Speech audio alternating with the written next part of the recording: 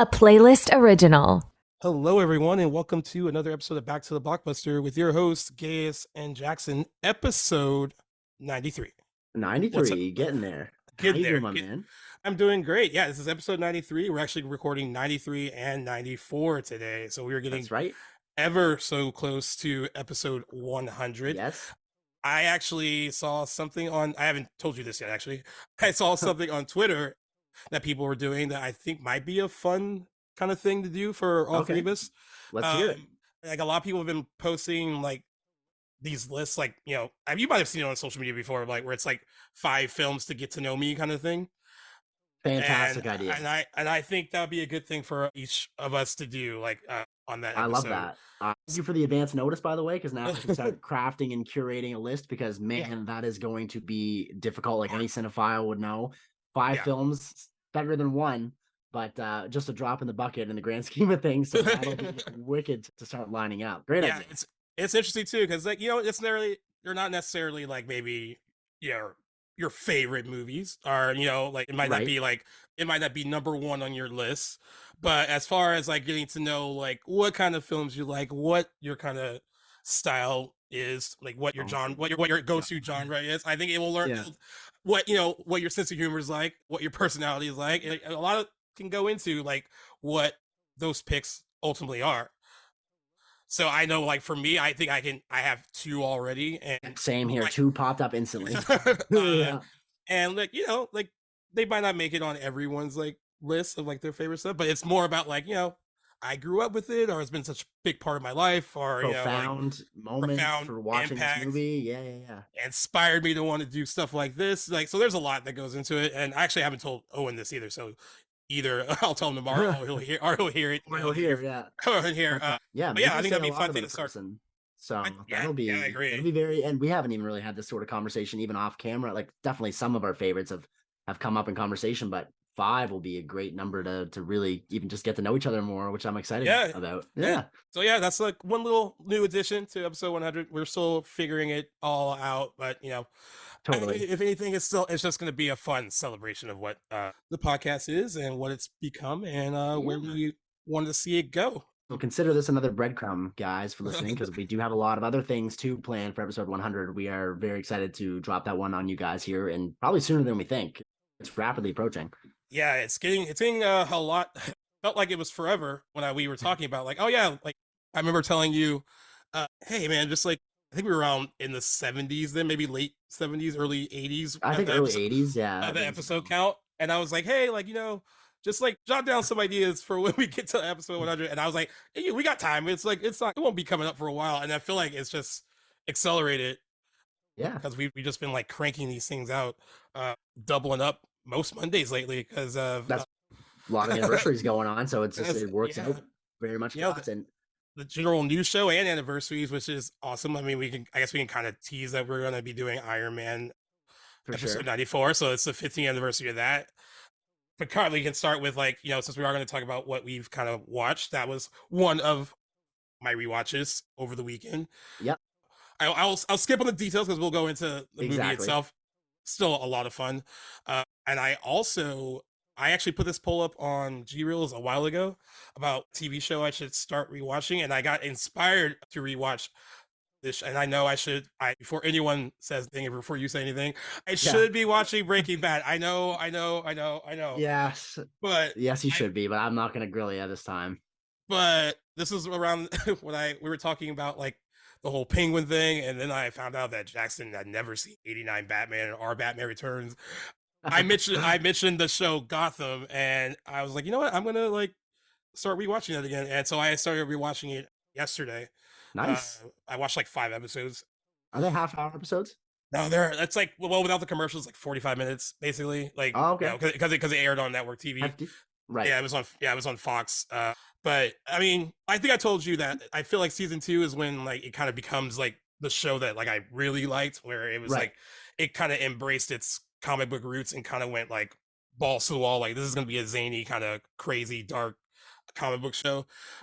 Season 1 does start off a little procedural. Like, it feels like cop show that just happens to have like Batman characters in it.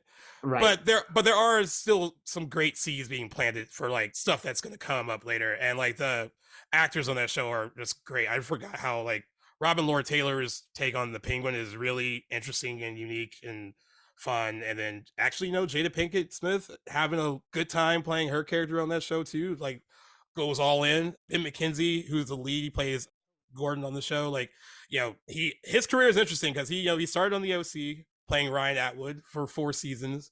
And Okay. then he could have easily kind of leaned into the whole like, I still want to do like kind of young youth kind of shows. Right. And I think he had bigger aspirations for his career. And you can kind of tell that is still the case because like I think they've wrapped up the OC rewatch podcast, so they've already gone through, I think they've gone through all of 4 seasons of the show. But he never made an appearance on that. And I don't know, and I don't think it's even Adam Brody did. I thought Adam Brody wouldn't do it because Adam Brody felt like, I did that show, but it's in the past. But like he spoke very fondly of it, and he used to date Rachel Bilson too, so I definitely thought he wouldn't do it. But they actually had a fun little reunion on there where they actually talked about that aside. Yeah, but Ben McKenzie never. I mean, he doesn't talk bad about it, but he doesn't really bring it up that much. Right. And to his credit, after he did the OC, he did a cop show called Southland that was really good. I think that was on for like Southland. I think that was on for like 5 seasons, and then he got lucky and got Gotham almost right after that. And very capable lead. He's really good on that show. Career TV sort of actor, or did he? He's been mostly TV. He did this movie called Junebug when he was on the OC that Amy Adams was in. She actually got an Oscar nomination for it. Oh, he's actually good in it too, but she definitely steals the show in that movie. Clearly. And then he did another movie. I think it's called like 88 Minutes or something like that with Al Pacino. It got panned when it got panned when it came out though. Like it kind of shit. With Al Pacino, that's a pretty big career highlight. Yeah, I mean, even if you're in a bad Al Pacino movie, you're like, hey, I can act with Al Pacino. But yeah, he's mostly been TV centric since then, which is fine. I mean, he's picked some good TV projects, and he could have easily just played Ryan forever if you like a variation of that. And he also Morena Baccarin, who was in Deadpool, and she played Ryan Reynolds' love interest in that. Right. She actually was on Gotham. She was a series regular. They met on that show, and they're married. So that's also a fun little fun little tidbit for Ben McKenzie. So yeah. There's a lot of interesting characters on Gotham, and like I love seeing like their really unique takes on like the different approach, like doing doing the Riddler and doing Penguin, and like haven't gotten to this point yet, but they have their own variation of the Joker, which I remember when I watched it live, it was good. So hopefully once I get to that point, I'll still have fond memories of like that particular thing. And then also what they've done with I told you that it's a young Bruce Wayne, and there's no Batman yet, so he's a kid on Gotham when it starts. But they also have a young Selena Kyle, like she's also around his age, and they actually do an interesting way to kind of plant the seeds on what she will eventually become as like Catwoman. So it's a really interesting like take on all these characters that it was a fan favorite when it was on. I think it had like huge publicity when it started, and I think when it started too procedural for some people backed out. But then a few of us stuck around and like, all right, it got better. I mean, you guys should have stuck it out. But I know it's hard for people. Yeah, a lot of people jump ship in first season of shows. Like even you'll hear Breaking Bad, which has a phenomenal first season, but I'll hear a lot of people that are fans of the show or people that have bailed after first season because it's only 7 episodes and it's not as high stakes as the later seasons, but another show that definitely picks up in season 2. But by no means Gotham's not alone for sure. But good for you for sticking with it. Yeah, and it's it's hard to like stick with sometimes with network TV because that's like 20, 22, sometimes 24 episodes. Dude, like speaking of the OC, because I know we were talking on Instagram, I was like, oh, we have to do a 20th anniversary episode for the OC. And that's why I was like, I'm only gonna like tell you to watch the pilot because the first season of the OC, since premiered its first 7 episodes during the summer that it launched, has 27 episodes in season 1. What? Because it has the initial 7 that they had. Fox was smart and they were like, we're gonna premiere this like teen show in the middle of the summer because like the target audience is probably at home and wants something to watch, right? And it worked out for them because it was a huge kind of ratings hit before we even got to the fall. And then they ordered like 20 episodes after that, and they just cranked it. So a full 27 episode. That's crazy. You don't see that at all, really. Not even network TV does like 27 episodes anymore. Like it's for sure. It's a dying breed for sure. But it is crazy to look back. Like, damn, like I got through 27 episodes of this show when it aired live, and was fine with it, completely okay with it. But like, it's crazy, you know. Absolutely. We definitely don't see that now. Like, I think now you see shows like their network TV shows are like cutting budgets and cutting episode counts, and because live viewing ratings aren't as high as they used to be. No, Everyone. what's nice about some shows that have the budget to do it is, I think of like Game of Thrones, which came about in 2011, with these lesser episode counts. A lot of these times, these big network or studio shows can pump a lot more money per episode, which is nice, and that pays off in a lot of different ways. But I honestly, like, I think this corresponds very much with like the rise of social media, which again, I think corresponds with like the general population's information. The ability to stay tuned to something for so long, I think, has definitely dwindled in the last like 10, 15 years. I wouldn't be surprised if there's a direct correlation to why we're seeing like shorter show lengths and season lengths these days. Yeah, I mean, I don't watch, so I sadly don't watch a lot of network TV, and it's not I mean, the quality of the shows aren't that great for me anymore. I do love Abbott Elementary. I watched that on ABC. Abbott Elementary is hilarious. Like, some stuff is still clicking and still works. But there's a show on CBS comedy series, I'm forgetting the name of it right now, but I read on Deadline that to cut costs, they only have 2 leads are going to be like series regulars, and then the rest of the cast is bumped down to recurring, and they only are guaranteed like a certain amount of episodes. So like, and that's to cut costs to, as a show, I think the show is in its 5th season now, and when the show is on longer, a show becomes more expensive. Yes. Usually the actors get raises, and then everyone on the production gets like a bump. In this case, this show is on CBS. They are like, we want the show to go on in this current like TV climate. We have to cut costs. Afford it. Yeah. Right. I mean, we saw that kind of today with, I was like, when I was reading that 911 on Fox got canceled, and it was like one of their biggest shows. And then in like the next paragraph, they're moving it to ABC. ABC picked it up. But the reason Fox canceled it is because it costs upwards of $9 to $10 million an episode to make it, because it has a huge ensemble. Thrones, those are Game of Thrones numbers. That's crazy. Game of Thrones number. I know it has a huge ensemble cast, and it has like people like Angela Bassett on the show. So you're gonna pay someone like that a pretty hefty sum, and then it's called 911. So there's a lot of crazy stuff that they have to do on that show that requires a lot of usually stunts and effects. Yeah. So it's an expensive show, and it's crazy because like the spinoff 911 Lone Star just got renewed on Fox, so that's staying there. But I guess it kind of all works out in the wash because ABC, Disney, Fox is associated with Disney because of the merger. So I think they kind of worked it out where they're like, hey, like, it's still a money maker for Disney. It's just Fox doesn't own it. And so like, if they don't own a show, they definitely aren't making the money they want to be making from it. As the costs go up, they're like, okay, why? I mean, same thing happened with like Brooklyn Nine-Nine, which is why they ended up canceling it, because it was getting expensive, and then NBC picked it up for its last few seasons. They didn't own it. So like, and ownership on network TV is very important, because like, when you of course sell it off internationally, or it goes into syndication or streaming rights, all this stuff, you get money from all that if you own the show outright. If you don't, then it's getting funneled to like all these other like studios and stuff that have rights in the show.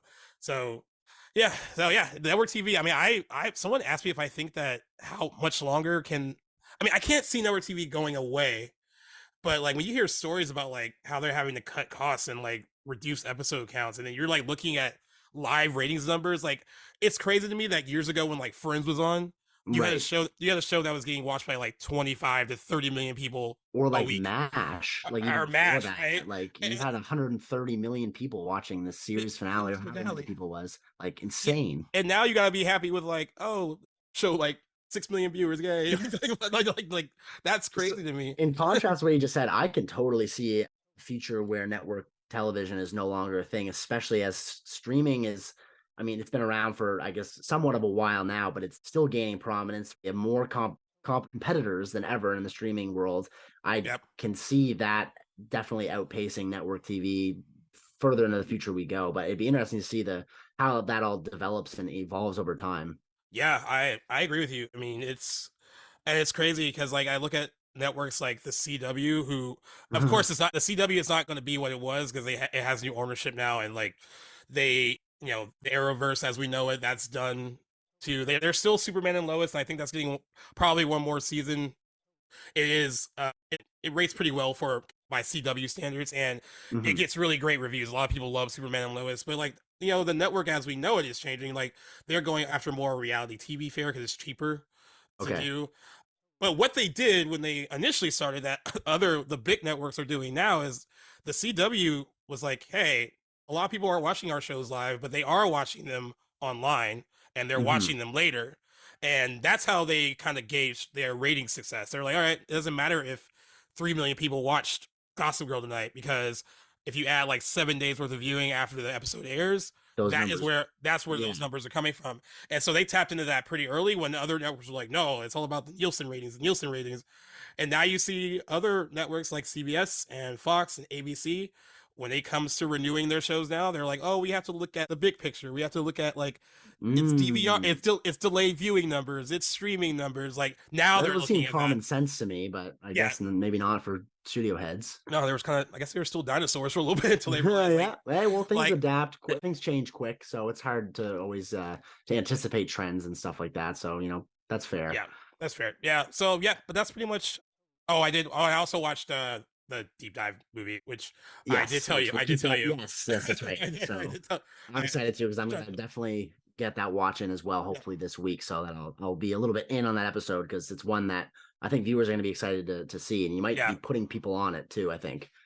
I hope so. I mean, that's like I've heard that too. With like someone messaged me about Disconnect after that episode dropped, and they were like, oh, I had seen a trailer for it and it looked good, but I never got around to watching it. And then like I Mhm. listened to like they were like I listened to like the first 30 minutes, and I was like, no, I don't want to like spoil everything. So they found the movie, watched it, and then listened to the rest of the episode Right. later. And they were like, I kind of forgot about it. Or like other people who were like, I think Darren's movie reviews was like, dude, I totally forgot about that movie. He's like, I've seen it, but it's been a long time, and it was really good in the moment, but I totally forgot about it. So like, I think that's been the fun part about the deep dive stuff, is that we're kind of turning people on to other Oh movies. yeah, And it's the honestly, best part. Prometheus is the biggest movie we've covered, but even that, I guess people consider underrated. So yeah, there's still, so we're still on brand for picking like I, lesser known movies, I guess. with Prometheus is an interesting case. I think it's equal parts underrated and equal parts contentious, especially for like diehard Right. Alien fans. You know what I mean? Like it wasn't the movie they maybe expected it was at the time, but I think many people have warmed to it over the years, especially after that those expectations from that first viewing are Yeah. gone and you can revisit it later and know what you're getting into, that it's not a xenomorph heavy alien movie. It's a sort of a different thread in the alien verse. It's Yeah. definitely a movie probably still overrated in the grand scheme of things, but I feel like maybe popular conversation as the tides have turned a little bit. But Yeah. that was a great episode too, and a great movie to cover on it. And it did pretty well. So thank you everyone Yeah. for listening, and especially on Good Pods, it was pretty popular in there. So another win for Owen, Yeah. because well, we joke about how he picks movies that trend, and I remember like wasn't like trending, but then like there was Alien Day that fell while we were Yes. like promoting that episode, and the day that it jumped like 10 spots on Good Pods was on Alien Day. So thank Oh, you nice. for everyone that listened on Alien Day. Thank you so much. Coincidence. Like Yeah, that lined up really nicely. I wonder if yeah, there and maybe it's not something that he would know either. Like it's just like I I at all. as much of an Alien fan as I am, I didn't realize this is the first year that I'd heard that there was like a day of the year that like Alien is celebrated. Was it like is it the release of the first one? Is So that it's like, what the day so fall? it's on April 26th, because let me see if I can find it has something to do with like something in the movie that's on like on one of the ships. There's like a number that coincides with like Oh, the date LV basically. Or 426, the planet, there we go. probably. Yeah, the There you go. planet. Yeah. So that's when they I started. didn't- So that's when they started it, and it's become like this kind of fun That is way, awesome. fun time for people. Like they put up their rankings of the movies. They have like a marathon, watch them. I watched Alien actually on Alien Day. I was gonna watch Nice. Alien Covenant because I know we talked about like rewatching that, but I was Yeah. like, I got home like kind of late-ish, and I was like, I don't have time to watch both, and I might as well get the classic one. You might In as well get the before- classic. Yeah. Yeah, man. It's the better movie. At night, with the lights off and surround sound, that movie is Awesome. still pretty fucking creepy. I mean, there's some like I forgot how little you see of the actual monster for like a while, like the actual Yeah. alien. Like, I mean, it's like a lot of stuff that's kind of like in shadow or like kind of like directly behind you, but out of focus. Yeah. It's Damn, that movie's I, awesome. I swear it's almost like watching a Halloween, but in space. Well, yeah, very much so. And funny that it's a year after Halloween, but it's always had the reputation of being a haunted house movie or like a Yeah, slash movie in space or in a spaceship, which those go hand in hand. Honestly, great partner viewerships. Honestly, yeah, it holds up um, well. but yeah, he's more at least in the first one where there's one feels very Yeah, much like a Michael Myers-esque character for sure. yeah, and Yeah, and then like you see the seeds being planted for like Sigourney Weaver, like building up to being a badass, like yep. that she will fully be in Aliens. So Mm. like that's fun to see, and then also, I mean, I've seen the movie so much, but I always forget how systematically everyone just gets like Yeah. like everyone but her. It's and man, that whole like face hugging thing, like it still looks, it's like my skin was like crawling, and then like when they're thinking about like trying to cut it and it's like tightening around his neck, or Yeah. like, and then I can remember the first time I saw that movie and he was just like fine. It was like it was off his face and he was like, oh like, well, I feel, You I was think like, it's all over? and I was like, it's all over, and then like Oh, it's not. Then we get the chest, man. then we get the chest burst, and As iconic as it gets. I have such an adoration for that movie. Fortunately, I don't remember the first time I saw it because, like, as I was like coming into movies, it was one that I had probably like had it spoiled for me. I knew of the chest burst scene before I'd seen it, but I'd seen it also yeah, quite young. So, like, and I've seen it so many times since that I can't exactly recall that first time. But having not been aware of it before, I can only imagine what that first watch must have been like. God, I wish I was there. That's so awesome. yeah, One of my favorites man. was that could be a contender on my my list there. The movies that Oh, there we how would you go. word it? The movies that 5 movies get to know me. to get to know you. Yeah, Yeah, man, that might be on there. We'll yeah, see. we'll But I see. love it. I love it enough that it could be there. Yeah, That's an it awesome holds up. watch It too. holds up really well. Yeah, yeah. I had a lot of fun. Ideal right before bed. You have a little easy feeling after it's over. But at least there's the comfort of like, oh, this happened in real life, right? So like, there's that. Who Um, knows? In some far off corner of distant space, you never know what's out there. maybe I would you won't love to. you won't find me there Oh, at fuck all, that. at all. But did you get any watches in? I think Yeah. it was a light like movie theater week because like nothing came out really, unless I'm not the target audience for Are You There, God? It's Me, Margaret. I think that's the name of it. No. Even though I will give props where props are due. It has a 98% on Rotten Tomatoes, and I think when I Okay. last looked, the audience score was like 99%. It didn't make a ton of money this Damn. weekend, but I think the target audience enjoyed it. I did see. I don't. At least I don't recall, but I'm not known for my memory. But I did see Evil Dead Rise in theaters. This would have been last Tuesday. Oh I yeah, don't know if we discussed that much, but I'll save those time for maybe another. yeah. We talked about when I saw it. Right, and I had seen Bone Was Afraid first. Yeah, right. And then you, yeah. So did you? I mean, did you like it?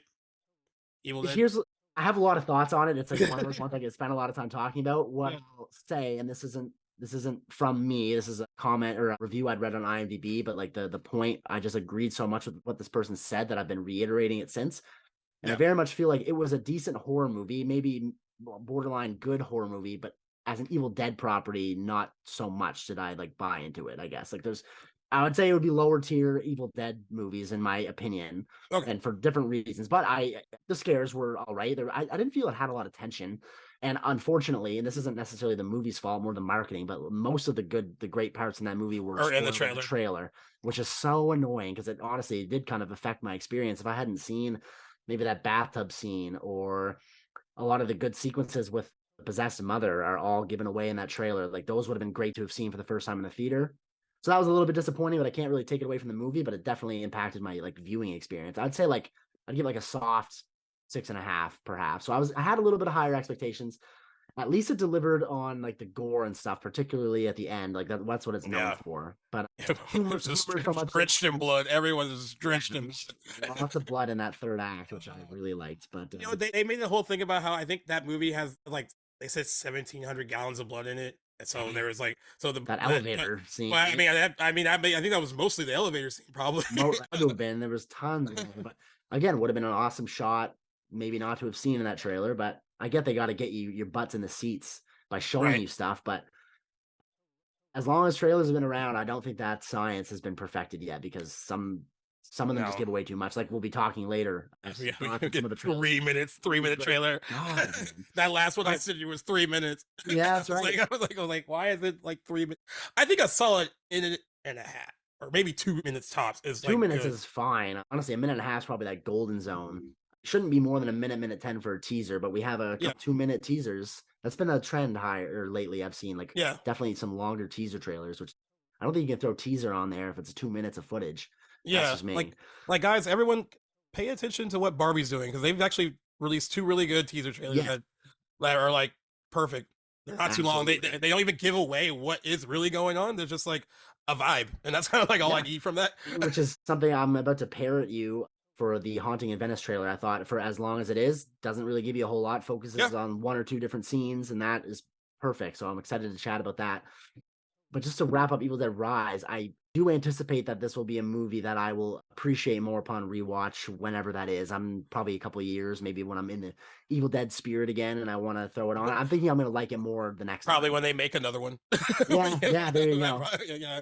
That's not to say that it was all bad. There's definitely things that Lee Cronin, the director, brought to this movie that I thought are great for opening doors to prequels or sequels. There's some things in there I want to see more expanded upon that, again, are just constrained to this one movie. I think that'll enhance that viewing of this movie if they do expand on some of those things that he incorporated into Evil Dead Rise. So lots to discuss in the future for that. Hoping they keep going with that series. And I liked what he did. I'd be interested to know how constrained he was, like studio wise, and like because some of the decisions in it I can't necessarily fault him for if I don't know. But anyway, again, this is a whole other conversation.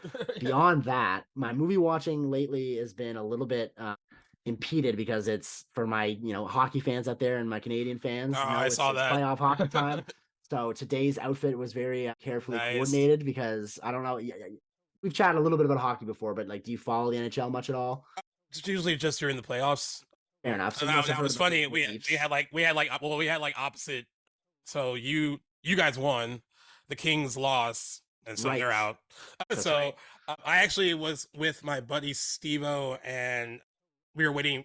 I had a friend in town that was coming to hang out with us, and we were just at the bar waiting for them and just watching it on TV. But they were like, I think like 10 Kings fans behind us in this like booth, and I've never I mean, it's cool to be passionate. Yeah, I get it. Oh, they were so angry. Like by the time it was over, there were like several F-bombs and coming from that table, and I was like, guys, it's a game. Like, unless you got money on it, I guess. But it's cool to be passionate about sports, and hockey is definitely a sport that elicits a lot of passionate responses from diehard fans. Like, I love hockey. I've played it a lot in my life. I've been a lifelong Leafs fan, but even I don't get that passionate. Playoffs a little bit different, but I have lots of friends. I know lots of people that are bought into it much more than I am. So I know exactly what you're talking about. Yeah, it was funny too because like when I saw that they won, I was like, I wonder if Jackson is watching this. He's happy about it, and I was like, wait, I should just assume that he would be happy because like Canadian team. I was like, I don't know. That's right. But then you posted it on your story, and I was like, oh yeah, right, he's happy. Definitely, yeah. So I'd be remiss if I didn't, acknowledge this Leafs. This is the first time in 19 years that they've made it past the first round of the playoffs. So feeling very proud of my team right now. And the cherry on top is our nemesis. The Bruins were also eliminated, and they had a very historic season. They set a record for most wins and most points in the regular season, and then they're bumped out in the first round. So I was watching their elimination game last night, game 7 with them in Florida.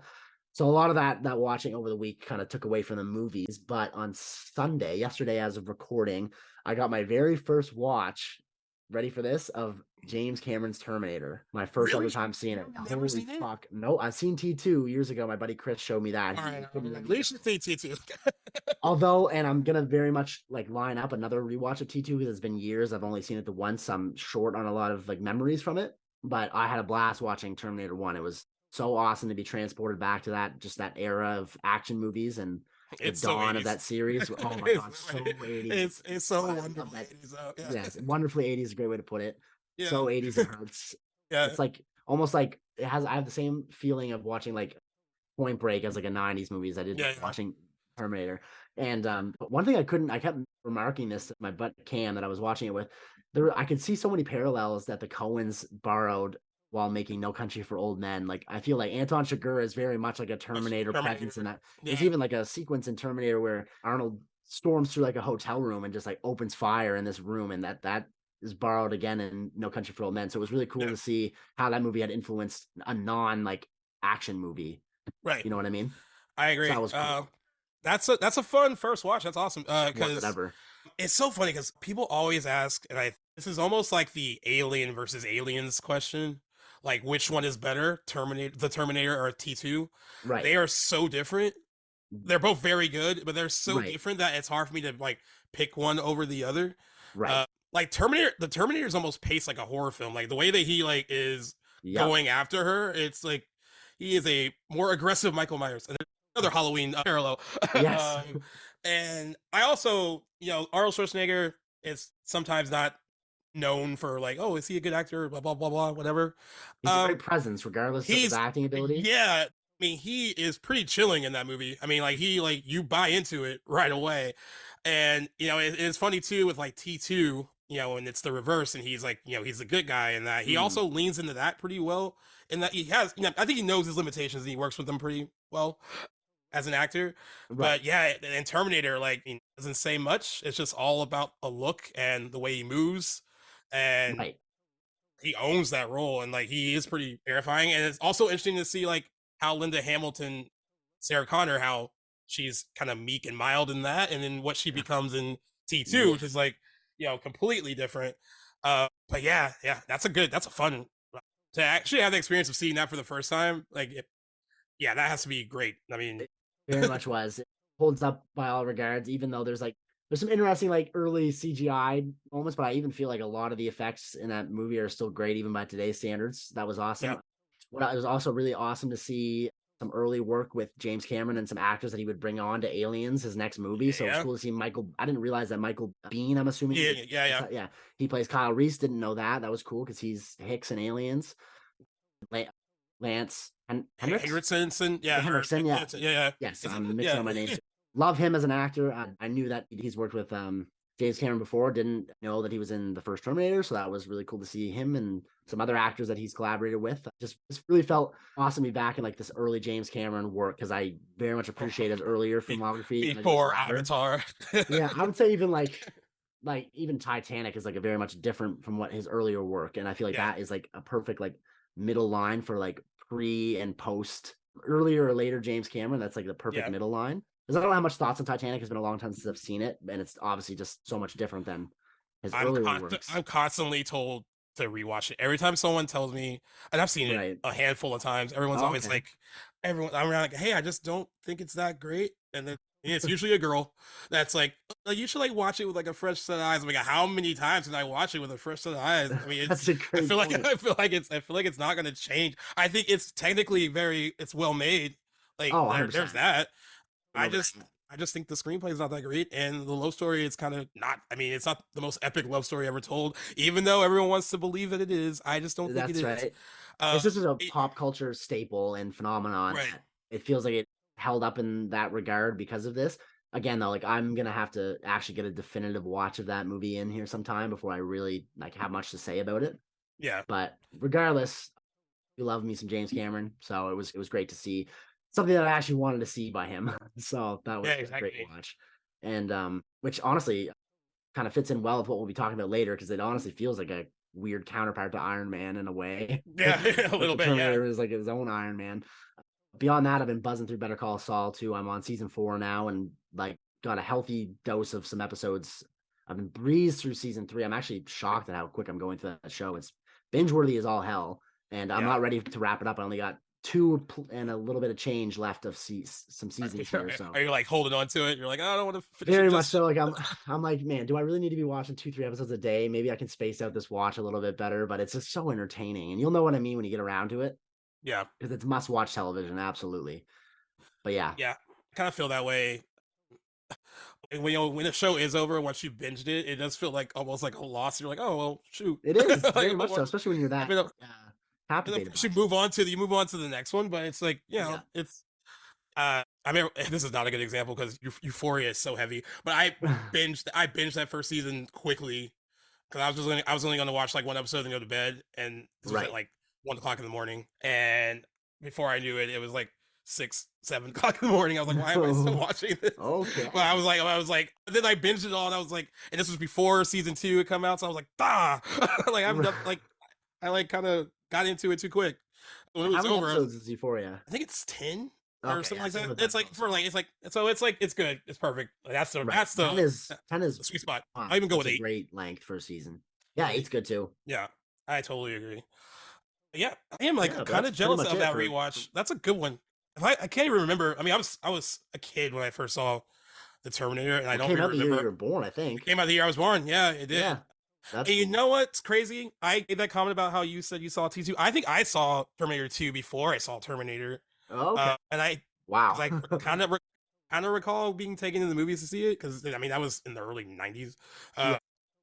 The one I do, I remember watching that also the most growing up, and yeah, I think I did see the Terminator like after T2, which I mean, in retrospect, I guess I mean T2 kind of stands on its own a bit, where you do need to know that like he was bad He was bad and the then first time. good. Yeah. Yeah, because you need to understand like why is she freaking out when she sees him. You have to, there's all that subtext. Yeah. But yeah, but it was definitely like one of those, T2 was one of those like fun movies growing up that like everyone in my age group like loved watching. And Right. it is a perfect action movie. I mean, I can't say like one bad What can thing you about take it. no, what can you take away from it? And what can you say that it hasn't already been said a million times? So like I know. everything that is said about it is true.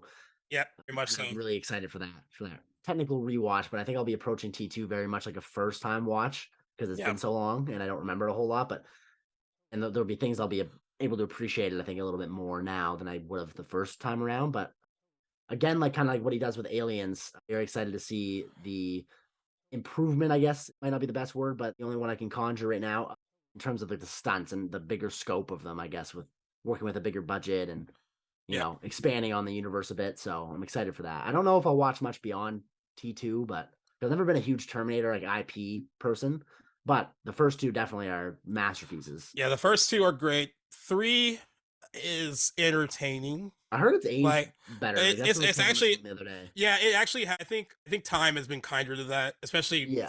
especially what we got. I think especially after what we got after Terminator Yes. 3. And I actually really remember liking the ending. I thought the ending was really good for like, because there's not much that franchise at that point could do to surprise you, I guess.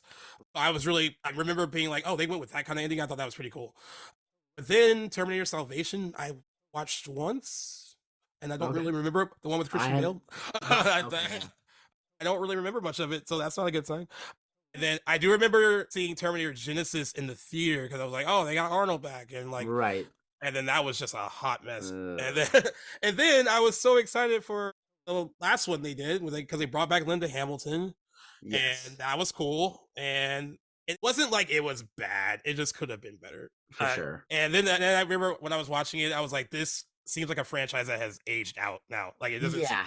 Maybe It's you like can do being something the great with it devil. on. Yeah, maybe you can do something great with it on TV. Maybe as like a limited series or something like that. But like, I Mm. think as a theatrical property, I don't see that really No. making much of an impact anymore.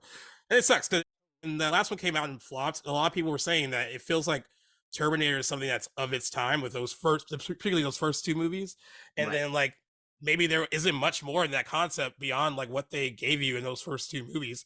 They're trying to like expand that kind of universe, and there's not really much they think to really expand on. Like those first 2 movies were perfect, and maybe it should have ended there. Yeah. Like the case with most properties that go on to have legacy sequels. That's usually the Yep. case, I find, except with some standout examples. But hopefully now with like the flop that was a latest entry, we'll like let Sleeping Dogs lie, and maybe I'm sure down the road they'll do some attempt at reviving it or doing a prequel or something. Maybe they'll do like a Rogue One sort of approach with like covering like the war. I think that would be Oh, that'd be interesting. actually pretty I interesting. don't want to. Yeah, I don't want to. I don't want to conjure anything. Yeah, you want to put that out in the universe. Yes. Well, we can talk about. Yes, you got some news that I'm not privy to a whole lot. Like there was a big week with CinemaCon. A lot of news came out of that. Yeah, And, so I'm excited to hear a little bit about what we got to listen to for that. So CinemaCon is an annual exhibition. It's an industry conference where like movie theater owners kind of get together, and studios end up going to this thing to kind of present to these theater owners like, this is what we have on our slate that's coming out. This is what you should be excited about as theater owners. Like, and the big thing at this event was almost every studio head, every theater owner that spoke at the event. It's like, theatrical is back. We're not leaning into streaming much anymore. We are going back to the movies. That was like, I love that. That was the big overall like theme of takeaway. Like, the 4-day event was like, we are so excited about like people going back to the movies. Movies are making money. It's it's even Music weird to to my say. ears. Yeah, they were like, it's even weird that like when you see people still writing like, this is the biggest opening of like the pandemic era. Like they want to kind of get away from that. Like they want to like kind Rightfully of so. go back to the way things were. I was gonna go in order of the day, but because Sony had their presentation first. But I think the big thing is Warner Brothers, and Warner Brothers had a pretty huge showing at CinemaCon. In addition to announcing, they're doing another Conjuring movie, and they gave that an official title. Their big presentation was The Flash, and to kind of promote that, they did release a new trailer for it ahead of the screening of the movie at CinemaCon. The trailer, I know I'll talk about this trailer because we're like talking about The Flash. Yeah. At I don't think I'd seen the new one. New trailer is good. It leans in heavy on the Michael Keaton Batman stuff, which I think it's probably for the best marketing wise. Oh wait, yes. Yeah. No, I saw this in the theater. Sort of So, detracting, but yeah. So like, no, I think the trailer looks like a good movie. Like it looks pretty solid. And I feel like Warner Brothers felt confident in screening it 2 months early at this event because there's a lot. I think certain things did get leaked, and they've been kind of on trying to like cover all that and get it offline and all that. And that's just gonna happen when you screen something so early, even though everyone there is like sign stuff like, oh, you're not supposed to like, talk about this and that. But people are people. They did lift the social media embargo for the movie after the screening for people that were lucky enough to see it. And so basically they could just share like their quick thoughts on like if they liked it, or not giving away like plot details or anything like that. No spoilers. It is receiving a damn near universal praise for a lot of people who were there. A lot of people are saying this first compliment, they're saying it's the best DC movie to date so far. We're talking like new DC, like Oh, okay. Batman, not over like Batman versus Superman, like stuff like that. So I was like, that's not a hard bar to raise because like, no, because like you have Wonder definitely Woman. not. Wonder Woman's good, and I think they'll equal that and go up, perfect. Sure. But like they have more misses than hits. So I was like, all right, Certainly. cool. But then we were hearing that some of the people were saying it is one of the best comic book movies they've ever seen, and echoing what James Gunn has said about the movie after he saw a cut of it. The Warner Brothers studio head also made a similar comment, said it's one of the best comic movies he's ever seen.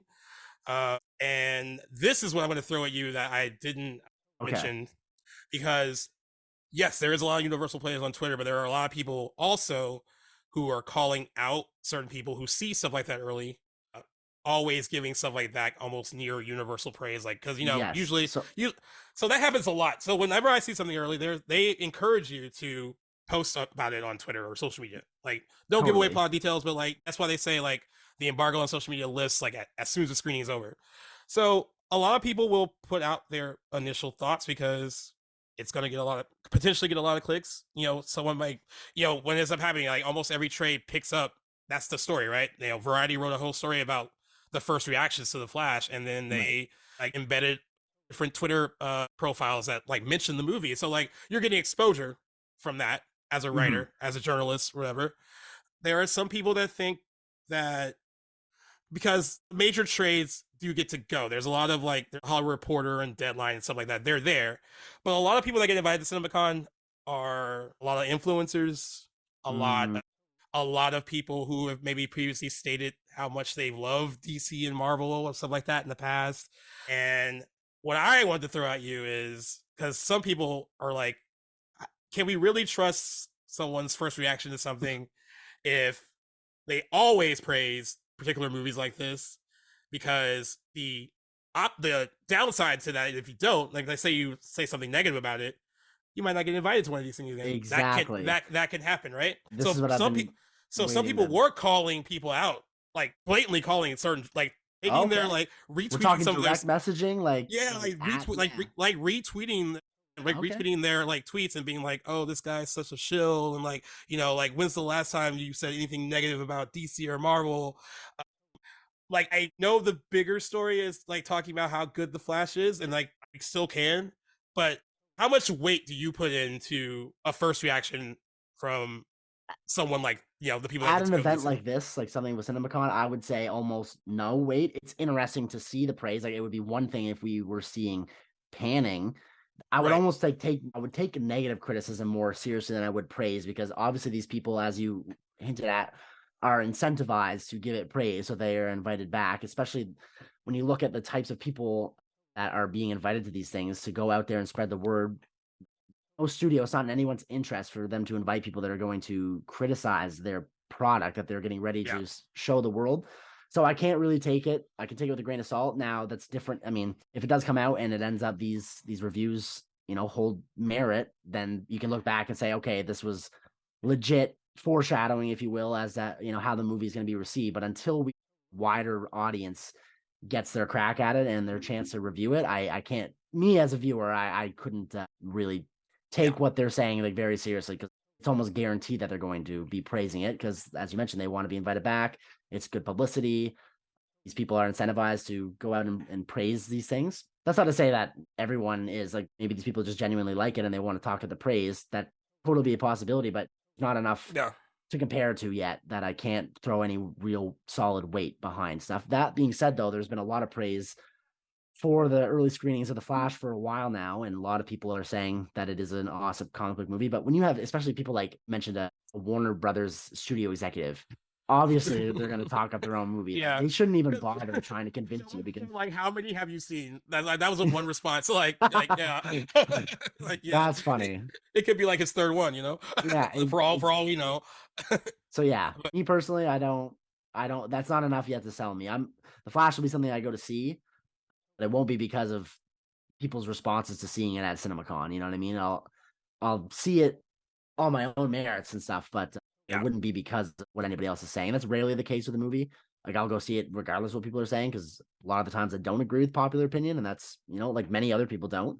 So yeah, I've been one to usually go see something in response to like critics. I'll see something because it's in my interest to go see it. That being said, I still have high hopes for The Flash, to be honest, especially to think that we might have a hit on our hands after a very middling last few years of DC content, and this is going to be probably the movie that turns that tide and transitions into James Gunn's universe in it for that alone. I'm really going to see this movie from Michael Keaton too, and to have two Batmans in one movie. Like I'm excited for that. Yeah, I agree. So here's what's interesting. I pulled up Variety actually graded each studio for their presentation at CinemaCon. Okay.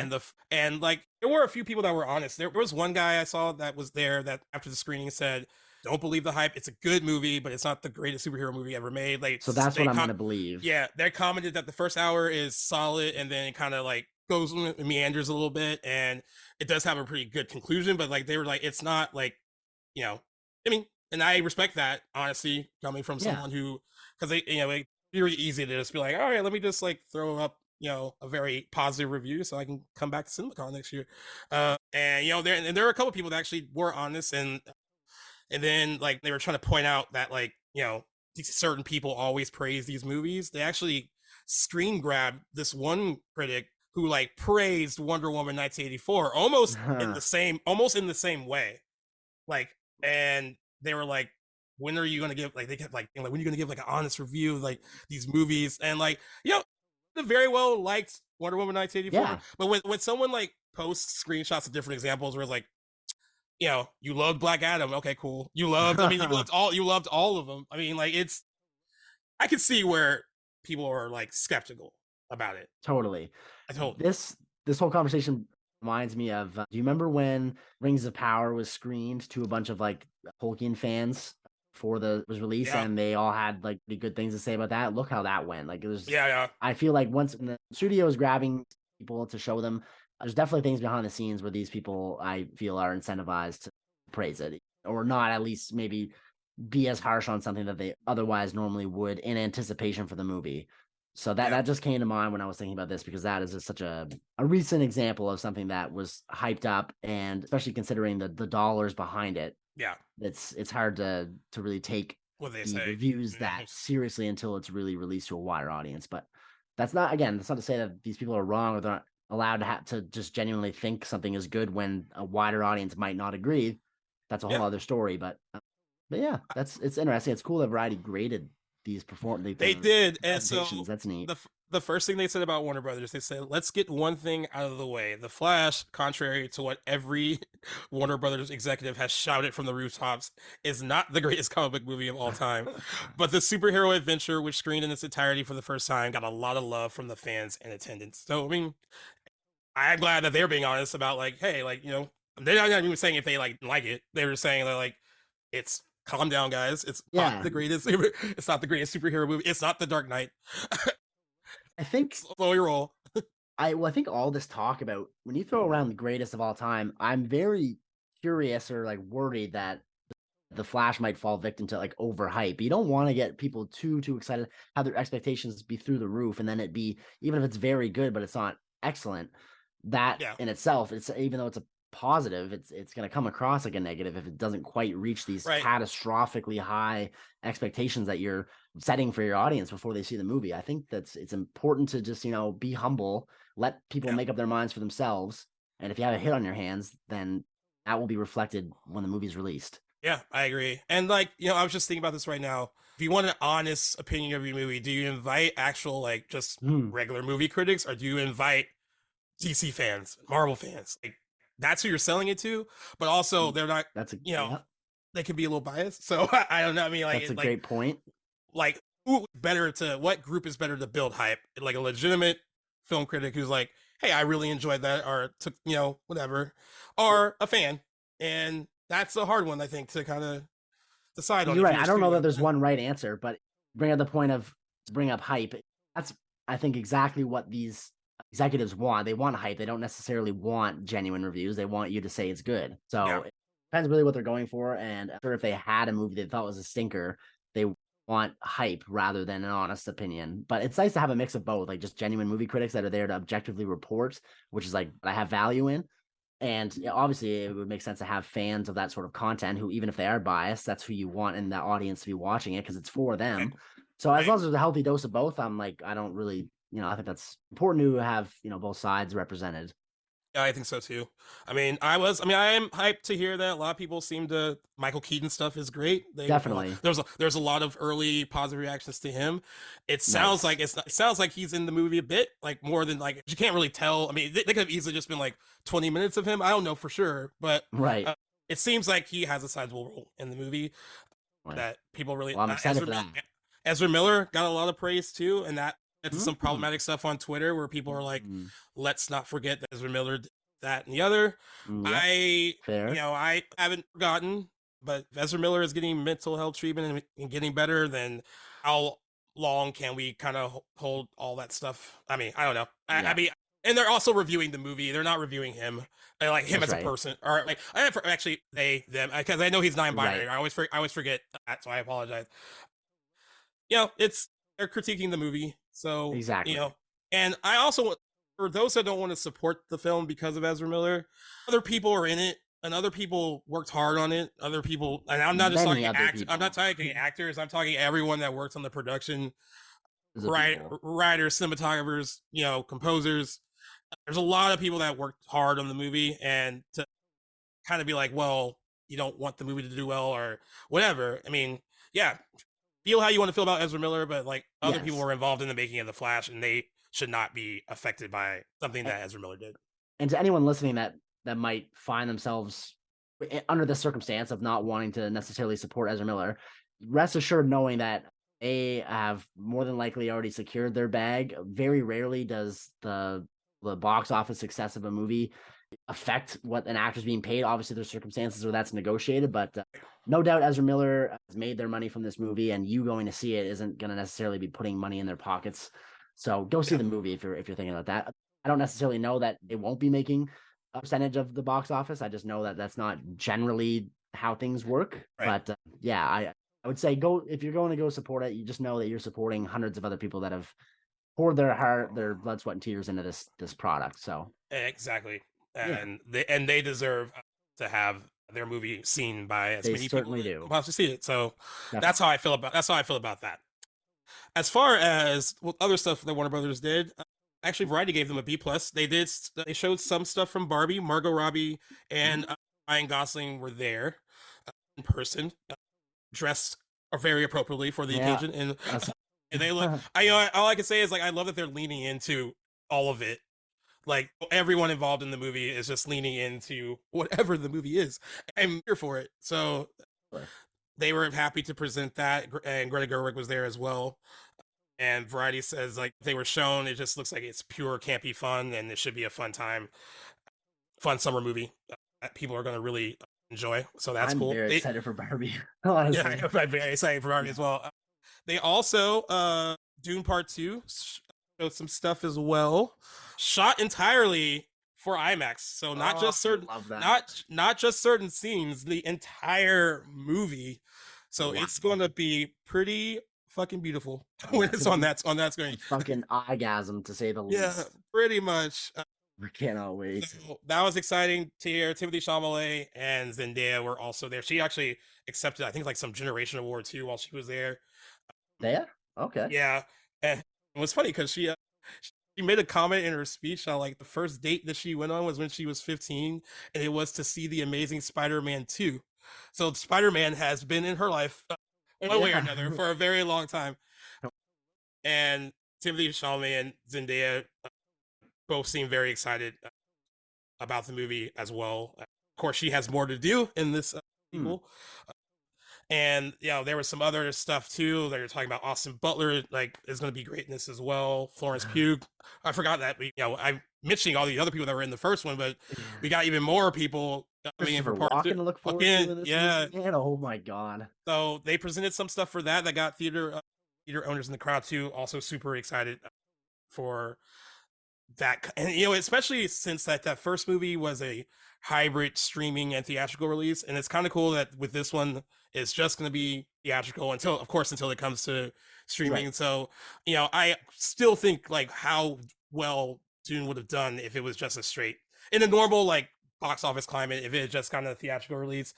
It did well enough, of course, for them to like greenlight doing a second part, right? But soon after too. Yeah, and I'm glad they're going to have an opportunity with this one to have it be fully seen the way it should be seen, and especially hearing that IMAX thing was like some of the best news I heard from this. It's just a cherry on top. My excitement couldn't be any higher for that movie as it is until hearing that. It's like, oh, what a great decision. I'm sure Denis Villeneuve also is ecstatic about the whole theatrical release. I know that was definitely a point of contention with the release of the first one. So, good that he's getting, that's a big W for him. So I agree. Very excited for that. And I mentioned The Conjuring. The Conjuring this will be the fourth one now. It's going to be called The Conjuring: The Last Rites. They kind of promoted that a bit, that we're getting another one, another movie. I'm assuming with Lee's returning. I can't imagine that they would sit this one out. Now, Variety says what miss from Warner Brothers. They show some stuff from Aquaman and the Lost Kingdom. It is confirmed that Amber Heard is in it in some capacity. Probably not long, but she's in it. They didn't cut her stuff apparently. Variety said that the footage they showed just didn't excite. It didn't seem to excite the crowd, and actually just because it feels like it's still hanging on from that old part of DC maybe, and it's been pushed back so much. And it's like I didn't even like the first one really that much, so I'm definitely not excited for it. But I mean, I guess no one in the crowd really vibed with it either. That doesn't really surprise me to hear that, but it's definitely disappointing for DC execs. It's almost like there shouldn't be no excuse at this point when your universe is this established. Like, it just blows my mind that just the movies can be going this wrong for them this late into the game. And so I'm sure they're ready to just clear the slate and just get that over with. It's still interesting though that it still doesn't seem to be generating any hype. No doubt the Amber Heard controversy is going to be a detriment to that experience. I don't know how much, that's just speculation, but oh well. That's too bad. They got the Flash to look forward to. That'll probably make up whatever Aquaman loses. So they have that working for them. I also said that they showed some footage from The Egg 2. I kind of forgot that this was getting a sequel, but Variety said that it had all the creative spark of a cash grab.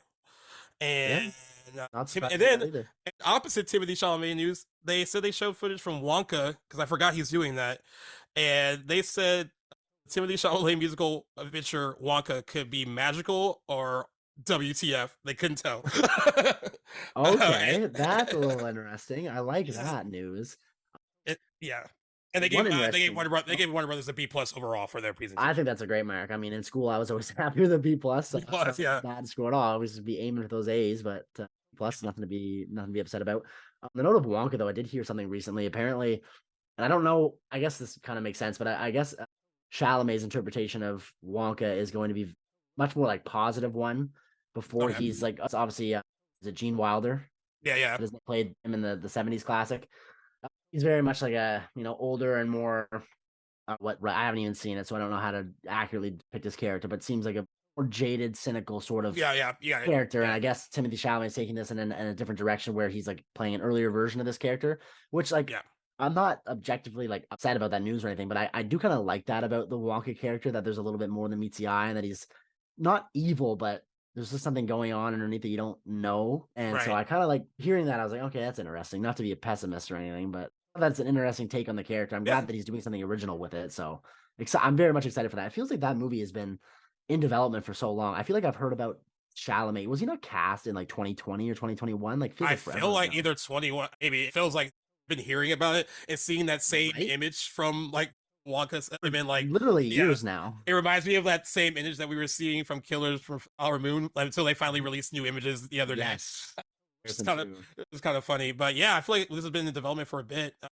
I love his choices. I think he's like probably one of the best actors of his generation. Like he's no ifs, ands, or buts about it. I haven't seen him do anything bad, like as far as like performance wise. Like he's seems very like diverse in the roles that he chooses to, and he's very picky. I know Leonardo DiCaprio gave him the advice to don't do drugs and don't do superhero movies. Really, I love Leo for that. He's probably like, Dune is fine. Dune is okay. Dune's fine. Like, that's a whole other ballpark. But did you? We also have to look forward. We have the Bob Dylan biopic to look forward to for. Yeah, that's exciting too. He seems tailor made for that too. Well, tailor made is a great way to put it. Yeah. Very excited. That's gonna be really good. And I guess you're doing, Timothy. Never change, baby. Yeah, never change. Like not at all. And keep putting out like amazing performance after amazing performance. So yeah. As far as other studios, Paramount Variety gave them an A. Now what's funny is that at CinemaCon, they were the big ones there because they actually screened Top Gun Maverick pretty early at CinemaCon, and it got really good early reactions, and then that actually turned out to be true in the long run.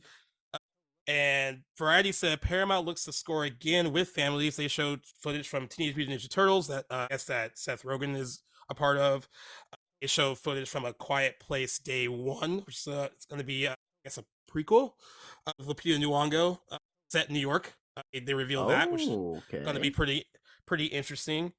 And they screened 20 minutes of Mission Impossible 7. Apparently what they showed was very, very, very, very good.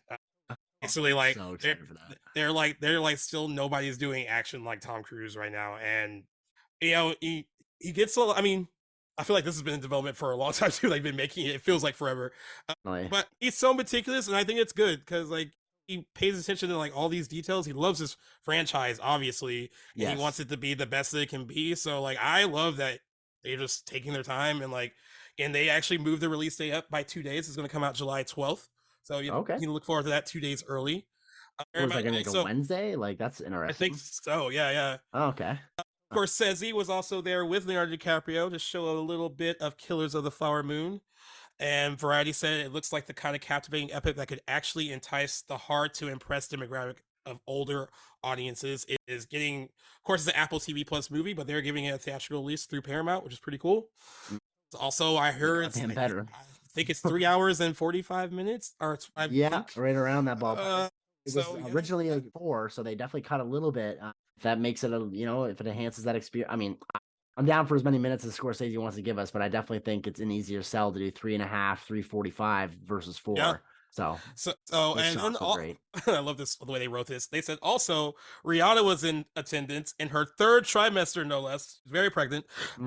She surprised the Coliseum to announce her lifelong dream come true to voice a little blue badass because she is voicing Smurfette in the Smurfs movie, and she's also going to be doing a few songs for the movie as well. So that could be another potential original song nomination for her if she wants to do that.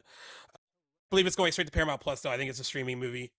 Oh, okay. But there is a really funny picture of like Rihanna and Martin Scorsese together. Like you never had that in my bingo card that they would photograph together ever. But good for them. Now they did give Paramount an A, but they said what missed was they said prequels are never easy sells, and audiences stopped caring about the Autobots and the Decepticons long before Transformers: Rise of the Beast geared up to hit theaters. They said like what was shown was just like, all right, I got my own thoughts about what was shown. Since we brought it up, there was another trailer for Transformers: Rise of the Beast. I mean, I guess I can. Here's what I'll say. It looks to me, and this is a compliment, I swear, more Bumblebee than like Transformers, which I actually thought Bumblebee was a good standalone movie. Of all the Transformers movies, the first one's fun. I did have fun with the first one, but thought Bumblebee actually hit the right note with like enough human character development and then actually enough action too. I thought it balanced both those wells. I'm getting that similar vibe from this. However, it also does look like just an orgy of robot violence and action. I mean, yes, and I think in that trailer, they did show some of the human characters, but they didn't really make an impact in the trailer for me, at least. I mean, I know Anthony Ramos is in it, and that's cool. But I don't feel like they're just like, hey, you guys want to see this for like this, right? You don't want to see the human characters. I think I'm just so tapped out. Even though I did like Bumblebee, I think I'm just so tapped out on the franchise as a whole that when I watch, you can try to spice the trailer up with like putting in like it was like some DMX like that was mixed into like music and stuff, and like I'm like, all right, I'm picking up what you're putting down. It still doesn't make it look any cooler. I mean, it's just I mean, I guess I just have a feeling of like been there, done that. Yeah, been there, done that 4 or 5 times by now. How different are the movies, really? I don't think I've seen anything past a third, but I can't help but feel the Mark Wahlberg ones do anything different. If anything, they just do the same thing, probably worse. And they're longer. Oh my Jesus. Because Michael Bay thought he was making like Lord of the Rings. Yeah, I'm sure that's exactly what he thought he was doing in his head. God damn, Michael Bay. Yeah, it's so long. Yeah, so I actually like, oddly enough, like I'll be the first person to shit on the Transformers universe, especially after like the Shia LaBeouf entries. I honestly do remember thinking like I would probably check out Bumblebee under the right circumstances. It's just I haven't really come across it or made the time to watch it, but I thought it was great move to make it a prequel, focus it in the 90s, different set of characters, earlier version of Bumblebee. I think they did a lot right in that movie. I just haven't seen it yet, but I definitely am interested at least in checking it out, where I was completely checked out after the third movie. Even the third one, I don't even really remember much. I just remember like being, okay, this is just like you said, a big orgy of robot carnage, destruction. It's nothing that I really am interested in. Again, I'm not like that target audience either. And there's things about the trailer that I can appreciate. I honestly, of that trailer, my quote unquote favorite part of it, if you could say that, because I wasn't necessarily a fan of the trailer, was the human stuff. Anthony Ramos is the human lead, I'm assuming, right? I didn't realize that was the actor's name. I think that he seems like he'll be an interesting presence. His like kind of dynamic with his car looks similar, like just a different interpretation of like Shia and Bumblebee.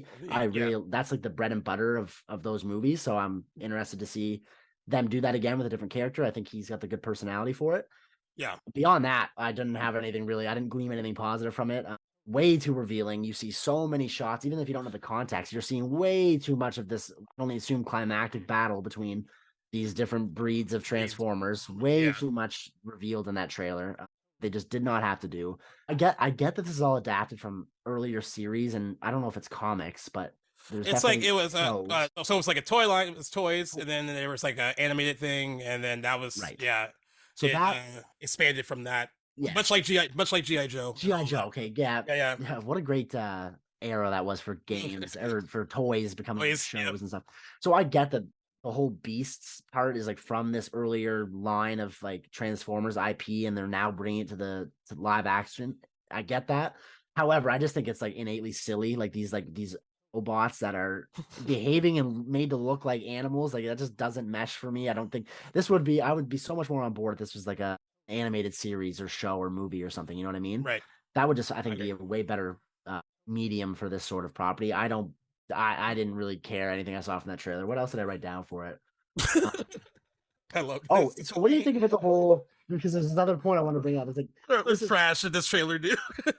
This one is also set in the 90s. I can't remember what year. It says right in the trailer, but 94. How do you think this is gonna? Yeah, I think you're right. I think it was 94. For How do you think this is going to impact like the oh, I just had the word it escaped me at the moment. The timeline of like the original the earlier movie. the movies. Oh, Yeah, I feel like that's gonna retcon some of these things, yeah. Do you some think of they? the Do you story. think they thought about it? They probably did. I I'm gonna don't assume they thought about it. because I like the hope they world did. is in Shia LaBeouf's movies, like as far as I know, unless maybe there's some throwaway dialogue I don't remember, but I don't seem to remember them ever mentioning some of the stuff that had happened in these prequel movies that we're going to be now seeing. So was I supposed to pretend that That's like true. I is don't. this I ever don't. I can't this remember. all Yeah, it's been flying the so long. radar? Yeah, it's been so long since I Someone's watched got to the. go look that up and see if this is ever hinted at in those movies. 'Cause I'm seriously wondering if they're going to just retcon or sort of Wouldn't shoehorn be in these surprised. big massive events that humans are going to be involved in, and then just somehow conveniently forgot about a decade or so later Yeah, in the Shia timeline. I don't know how that's going to go, but I'm kind of like just curious if they're playing with fire in terms of continuity. agreed. I don't really Uh, care either way, but whatever. this is June is very crowded for releases right away. Yeah. This I think I can say is my. I'm looking forward to this one the least of the June releases. I, I'm not saying it's gonna do bad. I mean, these movies do well globally. Like they love the Transformers overseas. Yeah. I don't know how well it's gonna do here. Like especially with all the competition surrounding it. Good Yeah, point. I will say it's great. It's good. I mean, I hope for the best because For sure. I do remember though we finally got a good one in Bubble. Bumblebee got good reviews. Like I think it Okay. like has like a 97% on Rotten Tomatoes. Like Damn. it's rated pretty high. But it was a good one, and then like it's the least it grossed the least out of all of them. And I was like, well, Funny how we that can't have nice works. we can't have nice No. things apparently, which is If crazy. there if there is a positive, I'm going to say the effects. That's always been the staple of the series. They look I great. don't know how they pull it off. It looks convincing, so we'll Yeah, say that. I'll on that note. yeah, It they looks look good. great. All right, let's talk. Sony Variety gave them a B. Oh, okay. They said what score Jennifer Lawrence's over the top comedy No Hard Feelings looks genuinely hilarious.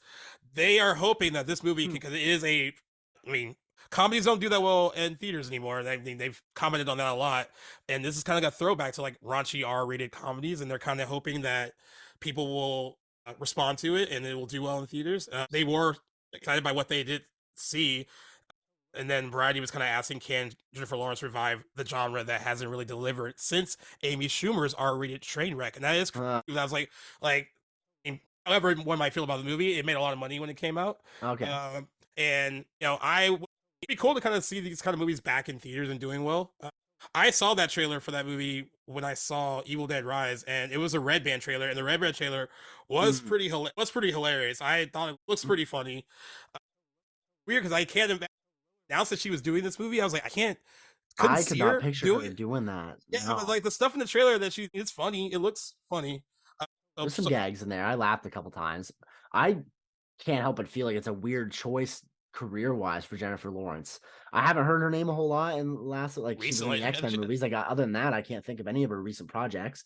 And then this is just like seems like something like granted, like good for her. It's an interesting creative choice. It's nice to do things different, but I almost kind of thought, not to shit on comedies, but I kind of thought, for lack of a better term, that she was kind of like above this sort of content. You know what I mean? Where she's an that's Oscar fair. winner. That's She's, fair to say. you know what I'm trying to Yeah, say? And yeah. yeah. So I just thought it was really interesting to see her kind of stray towards this sort of thing. But maybe she just hasn't had a lot of other stuff going on. She's looking to vamp her image a little bit.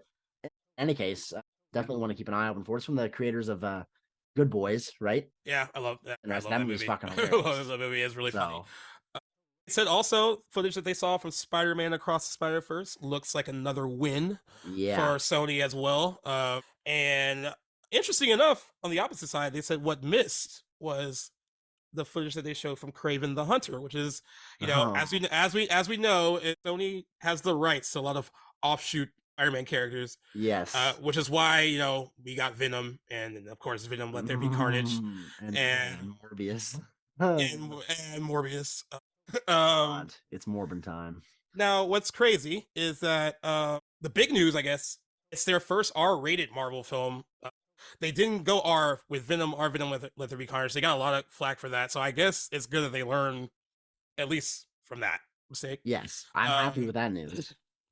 But Variety said that Craven the Hunter seems more in the vein of Morbius than Venom in terms of commercial appeal.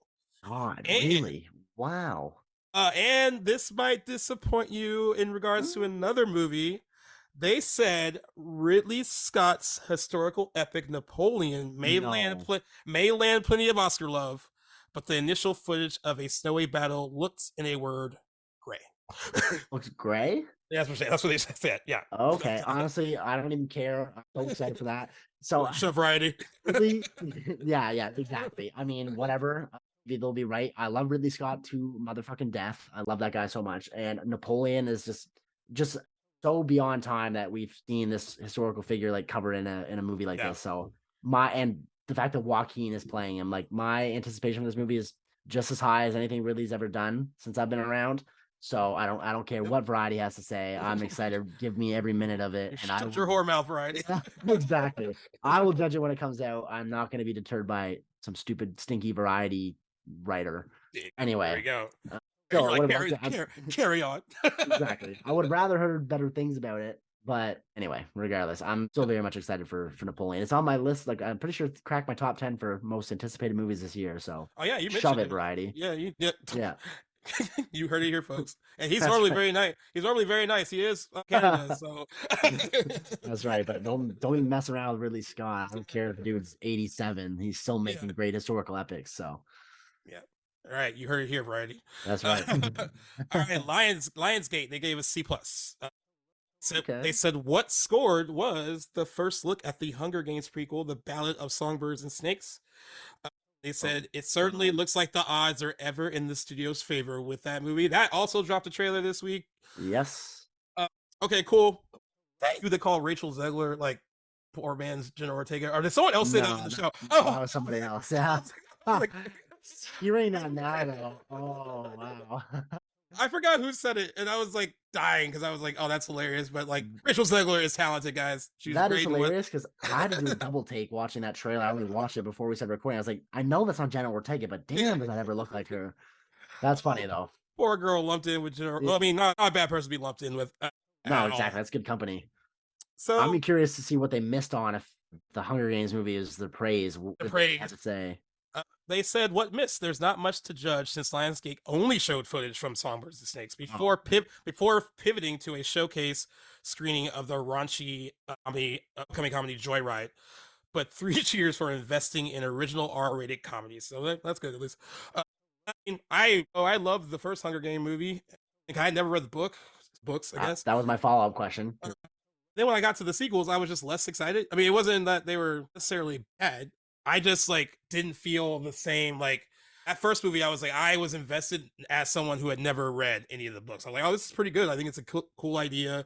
I thought speaking of Jennifer Lawrence is like a capable lead in that role. I thought she was really good. I actually Josh Hutcherson, I kind of forgot about him until right now.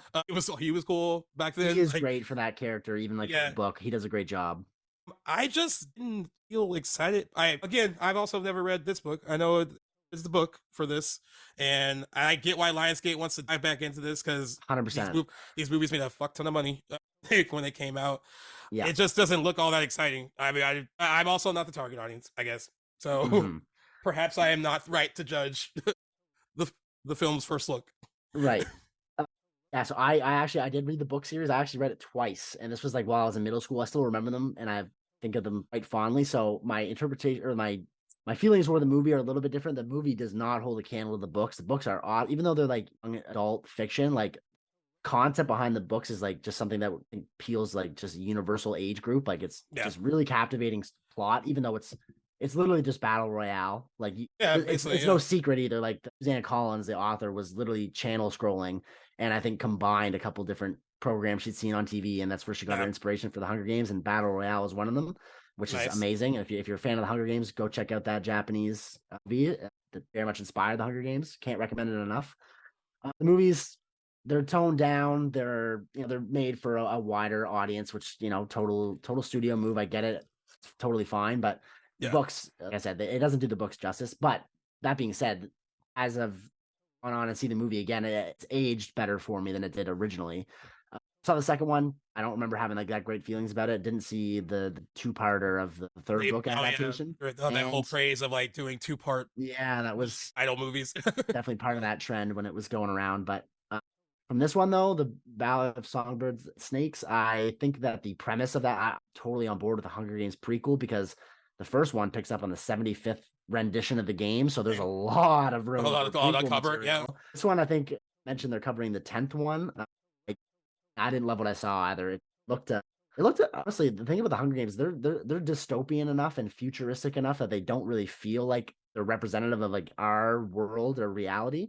Right. This one, like the trailer I saw, it honestly looked like it could have taken place a few years in the future, and that kind of took me out of it. Well, yeah, you know what I mean? I didn't know that. What's cool about this because I was like, I wonder how informed he is. Like, I didn't even know you read the books and stuff like that. Yeah, love the books. Yeah. So like, I'm glad that. I mean, and also learning that, you know, I think I did hear from someone that the movies do tone down a lot of what transpires in the books. I remember when I saw that first movie, man, and they started the games, and I was like, that's a pretty big like ensemble cast, and then like they knocked like most of them out. I mean, I was like, oh, okay, that's how you handle like exactly. I remember like it was like I remember it being like unintentionally funny to me. I was like, oh shit, like they just wiped out like half their cast. And not to mention that opening scene, like they go to the cornucopia to get all the weapons. Total shaky camera edits, like just not helmed well, that scene anyway. I didn't find, but it's fantastic in the book. There's lots more violence in the book, even like it's like youth on youth violence. It's again like very indicative, or not indicative, but from Battle Royale. Anyway, fantastic read if you ever get around to those. But yeah, this sequel or prequel, I don't have my hopes that high up for it. Again, interesting premise. Maybe it'll deliver a little bit more than I'm giving it credit for. I'd love to see Peter Dinklage in there, though. He's on. Viola Davis. Yeah. I kind of forgot she got cast in that. Great casting decisions. He's great. Go Viola. Yeah, like you don't. She doesn't always always have to do like Oscar fare. She's like, I want to have exactly. That is a great role for her. She'd fit in that universe very well, I think. I hope it fares better than the tagline they came up with for the poster, because the poster it says everyone hungers for something. It just didn't land well for me at all. Yeah. Well, I hope. Yeah, I read it. I was like, "Who came up with that?" They let an intern do it, probably. Yeah, here's your shot. Here's your shot. Now you just ruined it. All right, Universal. They showcased, of course, they showcased, and they said, "What's scored? What's Fast X or Fast 10?" Sorry, guys. Vin Diesel was there in attendance. One that was there, I was like looking on Twitter. They're like, "All right, Vin Diesel's on stage." I guess the teleprompter thing didn't really work. He just kind of went on like not a rant, but he like talked from the heart. And some people actually did respond well to that. We're like, because of course, the franchise is about family and like blah blah blah blah. He mentioned that a lot. And one guy was like, Vin Diesel is on stage right now talking about these movies like they're The Godfather. And yes, like, he legit thinks they're Oscar material. Like it's hilarious. It's unintentionally hilarious. And then he also made a comment, I guess, that this is the longest running franchise with same people playing the same parts. And then that got dissected a lot. Everyone was like, I don't know if that's true. And I was trying to look it up, and like I can find a definitive answer, but it just seemed like something Vin Diesel would just say, though. Like, it seems like he'd be like, yeah, I think this is true. And then like would just go with it. 22 years? Like I can see it, but it's not anything that I don't know if it has the impact that he might think it has. Like he wishes his movies were like aging like the Mission Impossible movies where they got better every time, but I don't know. It is comical to me how high regard he holds them, but definitely interesting. I don't admit like there's nothing that jumps out to me as that being incorrect. You know what I mean? That he might have a point there, but he might have a point. But he's also he's always so grandiose and talks up a lot. So like I don't know if you follow him on Instagram, but like I don't know some of his stuff. I'm like, man, you're your biggest fan. Well, I mean, she's cool. You should be your biggest fan probably. But fair enough. But yeah, he does talk about. I mean, and I love the franchise, but I know it's not The Godfather. Now, that is how he kind of talks about it. He also, he did thank, he movie theater like go to the movies have made that franchise so huge, and fans have like continued to support it. And since this was like a convention about the movies, like what he said about bringing this one fully back, because like when they opened Fast 9, it was like right when theaters were kind of reopening again. They weren't open 100%, and he's like, to bring this new chapter to a much healthier landscape theatrically is something that he's really looking forward to. And I guess I got like a big cheer from the crowd, because like that is he's right. That's a really accurate thing to say. Universal also talked about he also revealed that part 2. So calling it Fast 11. I originally was told that this is going to be like Fast 10, like part one, and they were going to like conclude it with, but whatever. The final chapter of the main franchise is coming out in 2025. They did announce that as well. We have more of this to look forward to. Right. Universal also showed a trailer for The Exorcist, which is officially titled The Exorcist Believer. Don't love that. I don't love that either. But this is the first I heard of the trailer being on, so can't wait to hear how that was received. They basically just, because they didn't release it online, but they did describe it. Some trades called it one of the scariest trailers they've ever seen. And Variety even says the Exorcist Legacy sequel seems genuinely terrifying and should leave audiences' heads spinning like Linda Blair's. So that's a good endorsement. So that's a good endorsement. I'm very nervous about this movie. I hold The Exorcist in extremely high regard. It's one of my favorites, especially horror movies. And I know we were worried about it when we were talking about like, because you felt some kind of way about David Gordon Green taking on another horror property. Yes. I think I'm about to make you upset at Variety again. Oh fuck. What did they say this time? What missed? By the way, they gave Universal an A-.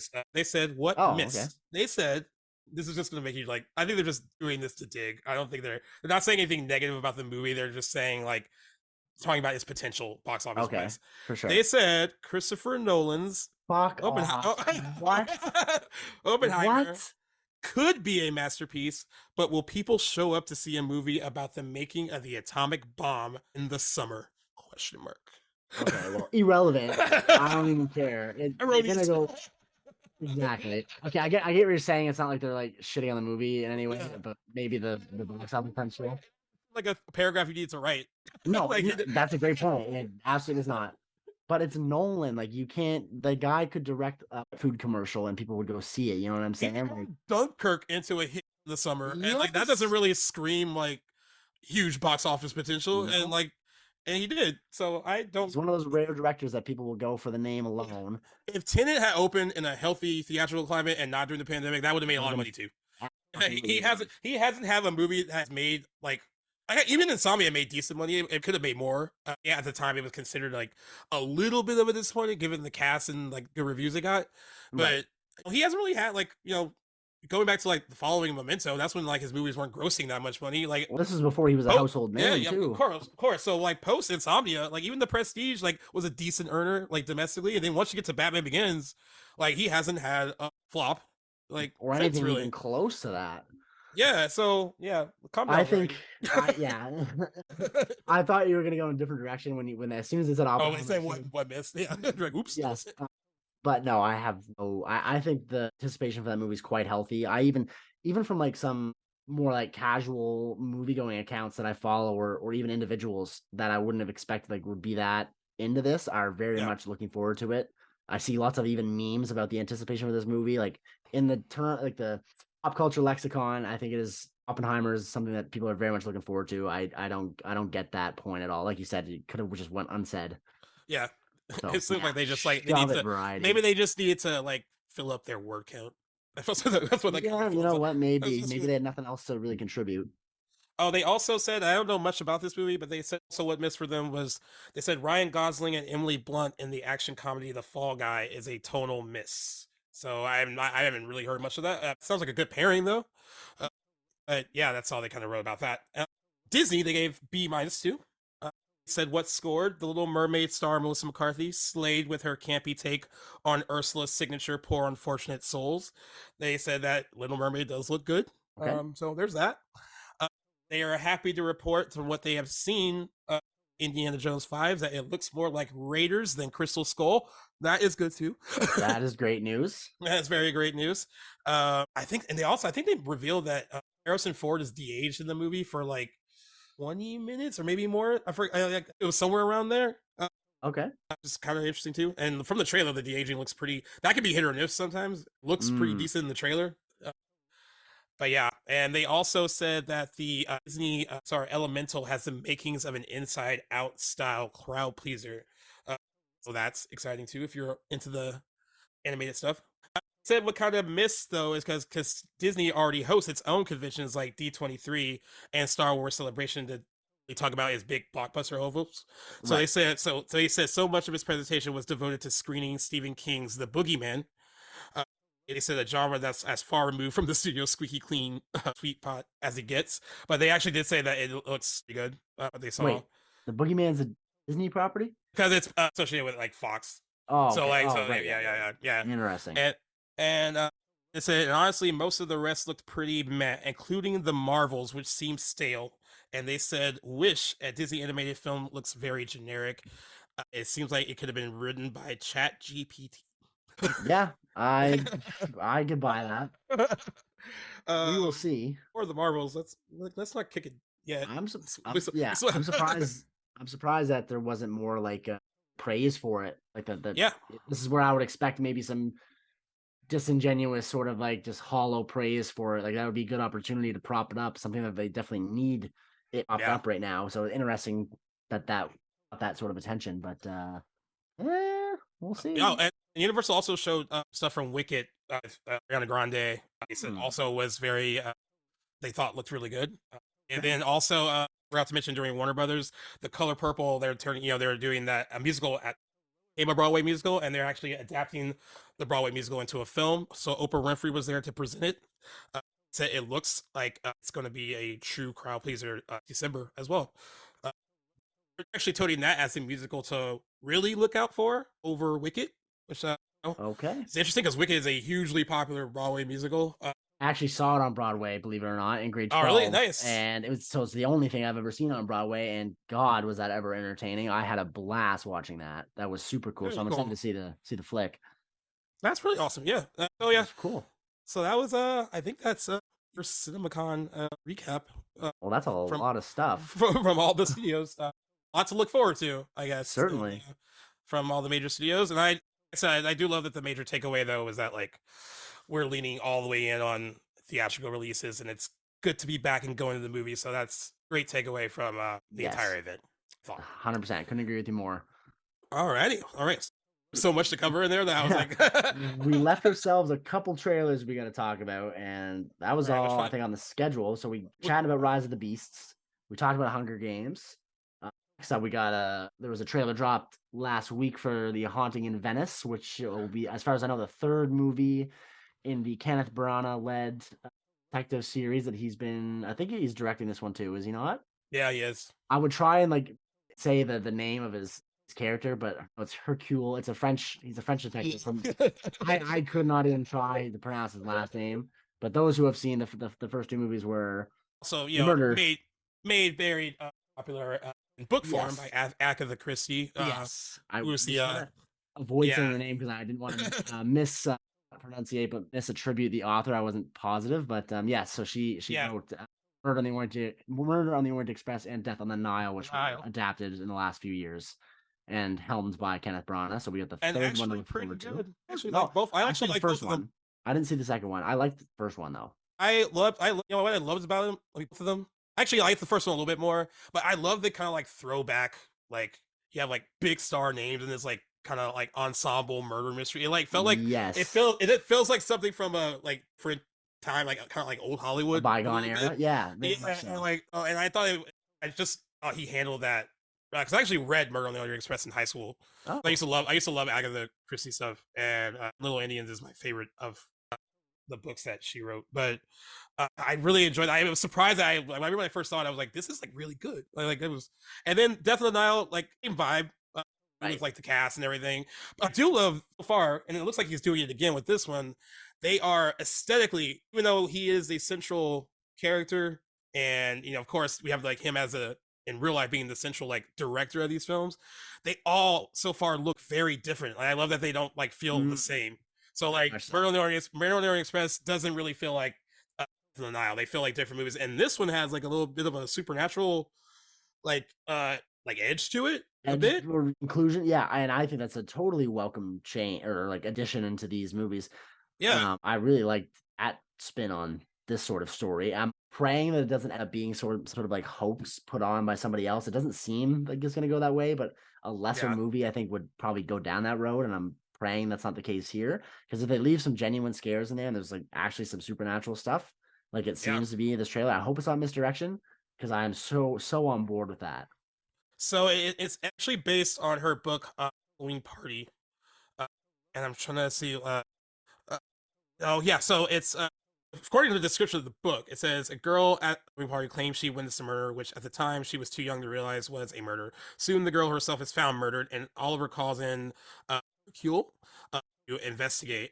Uh, I I guess I don't know if, because I've never read this book, I don't know if there's like a supernatural element in the book, but I do like that they're kind of leaning into that in the new trailer. That actually, getting to what I said about the other two movies, it makes it feel even more different from even the other two that have come out already.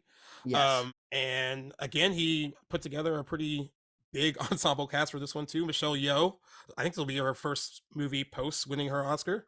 Yeah.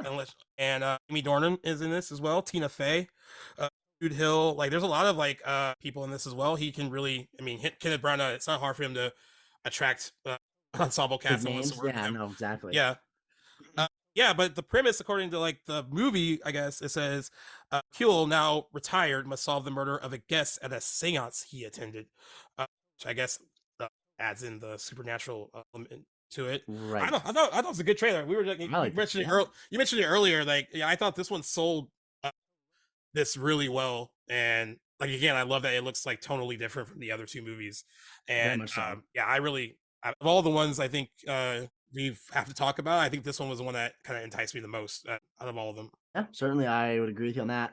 I just love what I most appreciate is like this one more so than the Death on the Nile gives like the feel that these movies are more of like an anthology, just kind of featuring the same character, not so much like Right. like you said earlier, they're not very similar. They're just like a different point in time, a different mystery, but the same detective. And in that sense, they feel like an anthology. And back to that point, like the whole supernatural twist, I think is a really welcome change in direction. I'm excited to see Yep. what goes on there. If it can pull off some genuine scares, all the power to it. I'm hoping that's the Yep. case. And again, for a 2 minute long trailer, which is supposedly a teaser, it not very revealing in terms of like the plot or any like set pieces or anything. So Yep. very happy with that. They know how to craft the trailer, and really excited for like the production design and the costumes and the makeup and all that stuff. That's Yeah. where these movies like really excel. Yep. So I'm excited to see what's in store for The Haunting in Venice. Which hit screens on September 15th. It looks like it is getting a theatrical release. I remember when they first announced this, I thought they were gonna just throw it on Hulu, but they're not. It looks like they're giving it a theatrical release, so that's good. Okay. Staying Great. on brand. The other two got theatrical releases. Death on the Nile got hampered a bit because it came out, of course, when movie theaters were trying to get back into the swing of things. But Murder on the Orient Express made a lot of money, particularly worldwide. It was pretty big overseas, and that's because, I mean, yeah, ensemble cast featuring people who are popular like all over the world. So like that made a lot of sense too. But yeah, I'm looking forward to that one. And the other trailer was the one I sent you last. Got Equalizer 3. It's hard for me to like shit on anything that stars Denzel Washington, That's so right. I won't. I just like, I actually didn't see the second one. I saw the first one and it was fine in the moment. I just don't remember much from it. So I guess like if that makes sense. Fair. Any of the first two, so Continues to be the big story surrounding the Equalizer 3, and that's what every trade is like picking up on, and I think it is cool. It's about this reunion between Dakota Fanning and Denzel Washington because she was in Man on Fire in 2004 when she was right. just a little girl, and a lot of people when that movie came out, even though they share like a few scenes in Man on Fire, but I mean, Dakota Fanning at that point, she was paired with so many good like veteran actors when she was starting as a kid, like, and I Am Sam, that was her first movie, and she's keeping up with Sean Penn in that, like, Right. completely That's as a young girl. And then you get her in this and Man on Fire, and she's also just completely keeping up with Denzel Washington. And I remember like interviews for that movie where they were doing press, and he was like, this girl is just like wise beyond her years. Like, she doesn't seem like she is. This is definitely a child prodigy when it comes to like acting, and then she was in Hide and Seek with like Robert De Niro when she was younger. Like, she was like, I mean, and she still continues to be a good actress, but I didn't know that people were craving a Dakota Fanning Washington union, because nor had I. it found a lot of traction. But of course, Antoine Fuqua also directed Man on Fire, so it's a union for them as well. It looks entertaining. I maybe should see the second one. I guess. Yeah, maybe this would be a good opportunity to get that in. Had no, I mean, I had no idea this like franchise was so viable because I know there was a TV show back in the day, and now we got 3 movies. Queen Latifah is on a TV version of it on CBS right now. That I think it's in its 3rd season. I had no idea the Equalizer property was so huge, but I guess it is. In this one, it says, since giving up his life as a government assassin, Robert McCall, played by Denzel Washington, has struggled to reconcile the horrific things he's done in the past and finds a strange solace in serving justice on behalf of the oppressed. Finding himself surprisingly at home in southern Italy, he discovers his new friends are under the control of a local crime boss. As events turn deadly, McCall knows what he has to do: become his friend's protector by taking on the Sicilian mafia. Okay. I guess like where other series have like brought their action hero to a different setting, particularly one like out of the continent where the other ones are set, I think that's usually like a really ballsy play and one that like just doesn't like tell well. Yeah. But I think in this one, I get the potential to have it work again. Like I don't have much to say about this one because I'm not familiar with the property. I haven't seen the other 2. What I will say is that for a man of his age, Denzel Washington is still an bankable action star. He's convincing. Like I think I don't know how old he is, but I don't think a lot of people his age could be pulling off a series like this. Let's find out. I'm very curious. I think he's up there. He was born in 1954. Damn. So next year he'll be 54. Next year he'll be 70. Yeah, crazy. 69. Oh yeah, I mean, still doing action movies. Right? Good for him. Yeah, shit. Yeah, that's awesome. Insane. And by the way, this is the 59. Did you say 54? 54. Okay, right. Okay. Yes. And honestly, this is the 5th collaboration between Washington and Antoine Fuqua, following Training Day, The Equalizer, The Magnificent Seven, and The Equalizer 2. They've worked together that many times on projects. Wow. Training Day being the granddaddy of those. Awesome. The granddaddy of all those. Yes, very much so. I so love that movie. I mean, yep. It's like the first time I'm watching it. Every time I watch it, I agree, and it has such a high rewatchability factor. I watched it a couple years ago for like the 3rd. It's a breeze too. Oh man, it is so awesome, and he gives quite the performance. It was the 2nd Oscar I think he got for that movie, right? Yeah, it was because the first Oscar was a supporting role in Glory, and which then I saw as well. Then he won lead actor for this, and the whole rant that he goes on at the the whole rant that he goes on at the end is just like you're just mesmerized, like. Yeah, it's so good. Honestly, one of my favorite scenes in the movie is when he tricks Ethan Hawke into smoking PCP, and like, oh my god, that scene is just genius. Like I didn't know you like to get wet. What? Yeah, like it's so good. Mentally, like completely obliterates Ethan Hawke. It's such an awesome display of that. He's such a shady character. The way he has such a great villain. The way that he did, like Ethan Hawke gets. With all those like cholo dudes that are like gonna kill him, basically. I was like, poor Ethan Hawke. Ethan Hawke goes through the ringer in that. Yes. Thank God he like what was that, their cousin, like earlier in the movie. Exactly, thank God for that. Like, did you go to school today? I love that scene, dude. Like, did you go directly? He's like, yeah, I went to all my classes. Like, come on, be honest with me. I love that scene. It's so good. Yeah. Movie. So yeah, interesting to see them work again together. Yeah, and I can't. I like Denzel Washington. I mean, maybe I'll get the second one in before this one comes out, so I can give this a rewatch. And let's see if him and Dakota Fanning can recapture that lovely chemistry they had in Man on Fire back in 2004. Well, I hope so. If Denzel's involved, I'm sure it'll be a tour de force. And honestly, it was interesting because how she got cast. Antoine Fuqua was like, "Is there anyone from the past that you would like want to work with again?" Like, and they kind of were like, "Hey, like, what's Dakota Fanning up to?" And like she'd be down to come play with us, and she didn't even read it. She was just like, I'm in, I want to work with Denzel Washington again. And can't blame her. And she was down, and like, it has to be cool to like work with him at a point when you were a child, and now you get to work with him as an adult.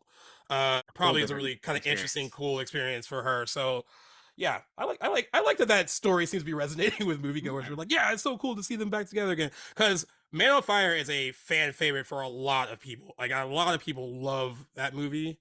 I have not seen it. Put the hand up to let you know. I mean, it's ridiculously violent, and critics didn't love it, but it was an audience. It was an audience fan favorite for sure. Made a lot of money. It is like top notch, like entertainment. You just watch Denzel Washington just killing folks for 2 hours. Nice. And it's amazing. I like it. And he's protecting this girl that he's like hired to like basically a bodyguard for. Okay. And that's how and he's like one of these guys that has like a tough exterior, like, oh, he's so like weathered by life. The soft, mushy inside. But this little blonde haired pixie cut little girl, like open, he gives his life in order to save her and protect her. So it's a really cool, fun movie. I think you would really enjoy it. And if anything, there's some incredibly awesome violent scenes in it that like continue to stay with me today. Like there's some stuff in there I'm like, whoa, shit. It's just climbed my list on first time watches. So thank you for that. Yeah. And if you guys want to check out the Equalizer 3, comes out September 1st. So Labor Day weekend should be a big weekend for the first two movies have made, some good money. The last one made $190 million worldwide on a $62 million budget. And the first one made $192 million on a production budget that ranged between $55 and $73 million. So I can see why they keep making them. The numbers line up. Speaking of numbers, box office to look forward to. I love that transition. Thank you so much. I'm just gonna pull up some figures for you. By the way, the Super Mario Brothers is still the #1 movie in America right now. This would be for, I believe, the 4th week in a row. Holy shit! 4 weeks of #1, and still no sequels announced yet. No 2 sequels or a spinoff yet. What the hell? What are they waiting for? Oh no, man! It made $40.8 million this weekend. This is the best 4th weekend for an animated movie ever. It has so far made $490.8 million domestically, and it joined the good old $1 billion worldwide club after this weekend. So they said it was going to be the first movie of 2023 to hit that milestone, and it is. Still waiting on that 2 sequels in the spinoff, but take your time, I guess. I guess so. I don't know what they're waiting. They're sitting on a mountain of cash. Yeah, impressive. Also, note, horror movies sometimes usually fall pretty hard in their second weekend. So a drop of 50% for a horror film is pretty decent, especially because that target audience rush out opening weekend usually. Evil Dead Rise only dropped 50.5% to 12.1 million. Better than the remake did in 2013. It drops 62% in its second weekend, pacing 9% ahead of the last film. Is now grossed $44.3 million domestically and 88 million worldwide. It's going to be the first Evil Dead movie to cross $100 million at the worldwide box office. So when you said that you'll rewatch this one in a couple of years, that'll probably when we get the next one. Yeah, I'm sure. Yeah. There's that. It's definitely gonna outgross the 2013 film. So yeah, that's exciting news. Well, as good as the 2013 one did, it took us 10 years to get another one. So I guess it's true. Yeah. Sure, and thinking we'll get another one, but hopefully, because like I said earlier, there's a lot that I would like to see expanded upon from this one. Yeah, so time will tell. Are you there, God? It's me. Margaret was in third place with $6.7 million. The target audience liked it. I just don't think it appealed to beyond the book and the target audience, which is unfortunate.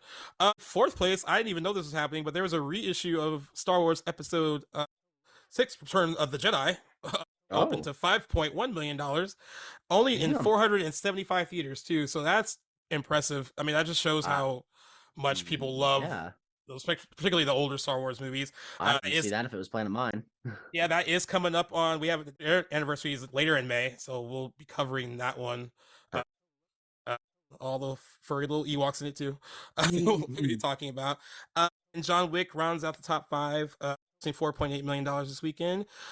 It's grossed $176 million domestically. It is now the highest grossing of the franchise, not just domestically, guys, also worldwide. It has grossed $402 million worldwide, and it still has some pep in its step. So that's impressive. I still gotta take my dad to go see that. I'm hoping we get to see it in theaters, but we'll probably see it together at home if not. But definitely a great theatrical experience. Sure. And you know what's funny is that I'm probably going to get to finally watch Dungeons and Dragons. I heard it's hitting digital tomorrow. And timing, because it grossed $4.1 million this weekend. It's grossed $88.2 million domestically. If it wasn't releasing on digital tomorrow, I think it could have squeaked by $100 million domestic. Yeah. But we'll see. But still worldwide, it has grossed $194.2 million. I mentioned last week, I think will be enough to maybe start a franchise and get another movie. I could see it. Like that's good by all accounts for that movie. So, you know, they got to Right. win on their hands financially at least. Yeah. So there's that. And now we did skip predicting box office because I guess we weren't excited to predict you there, God. It's me, Margaret. Uh, but we have a big one this week in Guardians of the Galaxy Volume 3. We mentioned last week, is there enough goodwill, this franchise at least, to survive potential Marvel fatigue? Also, that not so great reception to Ant-Man and the Wasp: Quantumania didn't really fare all that well critically. So far, Guardians of the Galaxy Volume 3 has a 77% on Rotten Tomatoes, which is fine. It's not great, but it's fine. And that's with 119 reviews counted so far. Okay. So I think that's good enough to be like, all right, at least it's not a stinker. You know, so there's that. Tracking has the movie opening between 130 and 140 million dollars.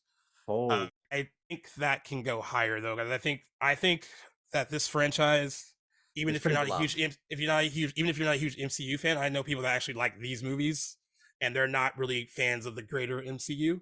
Count me in there. There we go. So I think they're an audience for it for sure. But to just give you a frame of reference on how the other two did, so you can maybe gauge your prediction. I'm still trying to figure out mine as I type this in. I'll take first place here then, so just to give you some more time. But yeah, what's it? Right. Guardians of the Galaxy released in 2014. Remember, this was a very unproven group of superheroes, and Marvel fans weren't even sure, like, were like them, like of all the people to adapt into movies.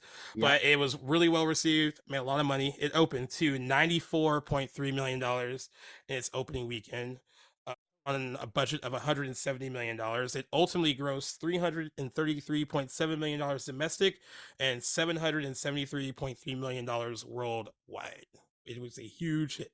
And then Guardians of the Galaxy Volume 2 comes out in 2017, $200 million budget, opens to $146.5 million in its opening weekend. Whoa. Domestically, it made $389.8 million, and worldwide $863.7 million. Damn. So yeah, proven franchise.